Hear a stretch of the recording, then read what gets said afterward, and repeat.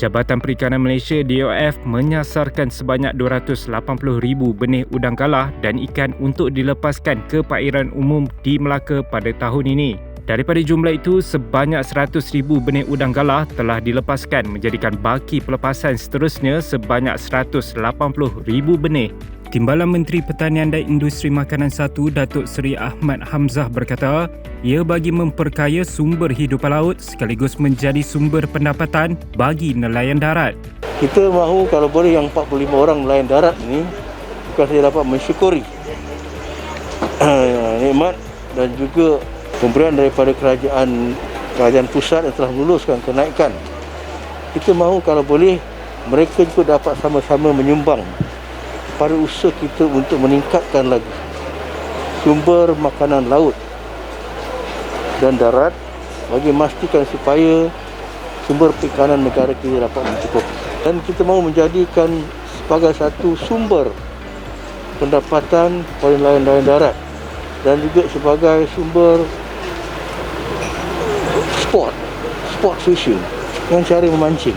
Beliau berkata demikian kepada pemberita selepas program pelepasan benih udang galah ke perairan umum dan penyerahan bantuan SPEX di Sungai Kesang Jasin. Hadir sama Timbalan Speaker Dewan Undangan Negeri Melaka, Datuk Wira Ghazali Mohamad, Pengerusi Jawatan Kuasa Pertanian, Penternakan, Pembangunan Usahawan dan Koperasi, Datuk Nur Hizam Hassan Bakti dan lain-lain kenamaan.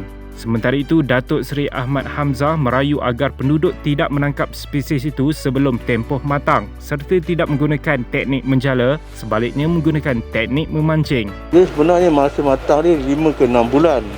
Baru-baru ni saya telah dimaklumkan bahawa banyak daripada orang-orang tempatan telah menjala dapat udang. Maknanya dalam 4 bulan dia boleh hidup cepat.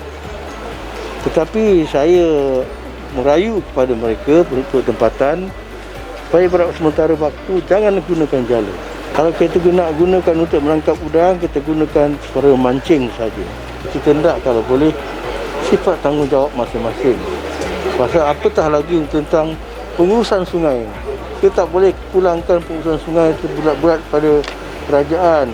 Pada program itu, seramai 45 nelayan darat berdaftar melibatkan 40 orang nelayan darat daerah Alor Gajah dan 5 nelayan darat daerah Jasin menerima allowance sara hidup nelayan darat ESHND masing-masing bernilai RM250. Manakala 9 orang penternak melibatkan 5 penternak dari daerah Alor Gajah dan 4 penternak dari daerah Jasin menerima bantuan sistem penyampaian dan khidmat sokongan SPEX berbentuk peralatan akuakultur, makanan ternakan, benih ikan dan pembiakan rak kupang keseluruhan berjumlah RM211,400. Dalam pada itu, Melaka menyasarkan 6,790 tan metrik pengeluaran ikan makan negara dicapai melalui bantuan tersebut bagi menggalakkan penternak-penternak akuakultur terus berdaya saing.